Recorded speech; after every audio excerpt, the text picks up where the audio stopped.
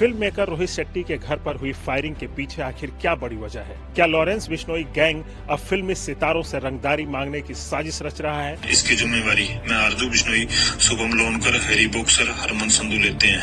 हमने इसको बहुत बार मैसेज लगाया कि हमारे काम में दखल ना दे, इसको समझ नहीं आया। इसको छोटा सा ट्रेलर दिखाया है। अगर आगे से किसी ने भी हमारी बात नहीं मानी तो घर के बाहर नहीं, घर के अंदर गोलियां चलेगी।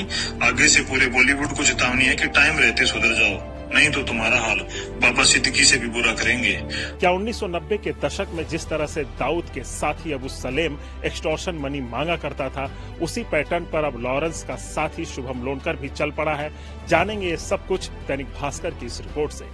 તેજ શુભમ લોનકર જે સલમાન ખાનના ઘરે ફાયરિંગ કેસમાં વોન્ટેડ છે. આ જ વ્યક્તિએ 5 દિવસ પહેલા ફિલ્મ ફાઇનાન્સર સની નાના ભાગચોરે પાસેથી 5 કરોડ રૂપિયાની રંગદારી માંગી હતી. અમે તપાસ કરી કે આખરે શુભમ લોનકરનો ધમકી આપવાની પેટર્ન કેવી હતી. 25 જાન્યુઆરીની સાંજે સનીને ઇન્ટરનેશનલ નંબરથી 2 વખત વોટ્સએપ કોલ આવ્યા. ફોન ન ઉઠાવતા મેસેજ આવ્યો, શુભમ લોનકર કોલ મી.